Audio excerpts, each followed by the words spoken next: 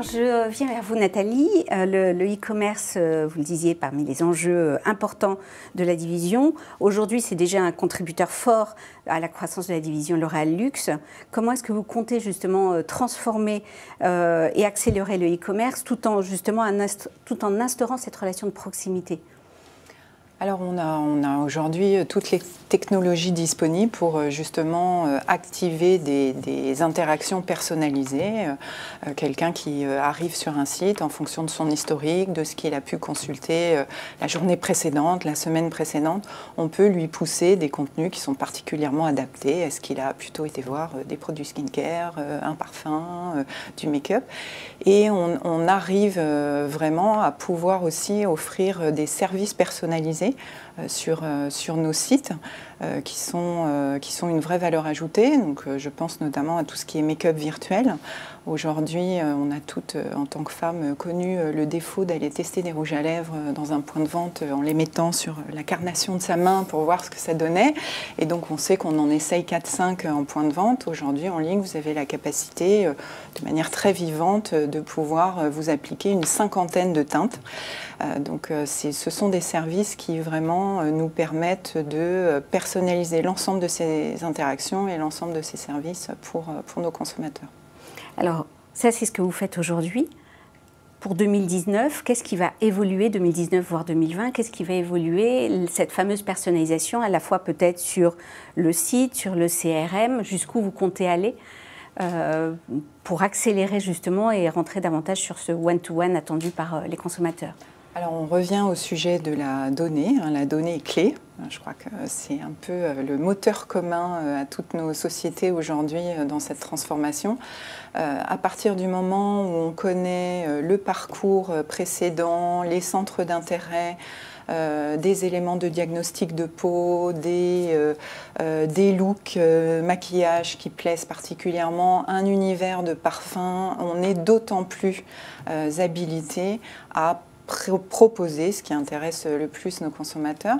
Donc notre enjeu, c'est vraiment de pouvoir déployer ça à grande échelle et sur l'ensemble de nos sites, l'ensemble de nos pôles géographiques, l'ensemble de nos marques.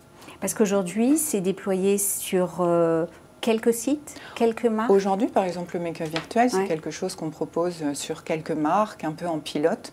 Mais notre enjeu, c'est effectivement de le proposer de manière un peu pérenne et sur vraiment mondialement et sur l'ensemble de nos marques. Vous avez aussi un sujet, on parlait à la fois de e-commerce, mais de proximité. Comment ça va se mettre en place dans le futur? Alors aujourd'hui, c'est quelque chose qu'on essaye de travailler de manière plus co-créative avec nos influenceurs. Donc il y a des événements de la même manière qui sont montés sur quelques marques. Par exemple, je ne sais pas si vous avez entendu parler du Yves Saint Laurent Beauty Hotel, qui est un événement sur 3 jours où on a une expérience complètement immersive de la marque, où des influenceurs sont invités et peuvent d'eux-mêmes créer du contenu à partir des produits qui sont mis à disposition, d'un univers un peu scénographique autour d'eux.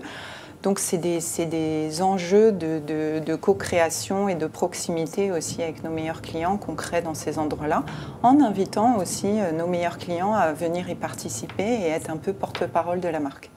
Et alors est-ce que justement la co-création va jusqu'à le co-business? Est-ce qu'ils vont demain aussi être générateur de business pour vous? Est-ce vous allez les impliquer dans la partie social commerce en gros? C'est un point déclencheur. On parlait tout à l'heure du make-up virtuel. Il y a des services comme la gravure aussi sur nos produits qui permettent de mettre en avant des événements déclencheurs, multiplicateurs de taux de conversion à la fin. Le relais et la porte-parole de la marque que peut représenter un influenceur est effectivement quelque chose qui joue un rôle aussi dans l'acte d'achat au final.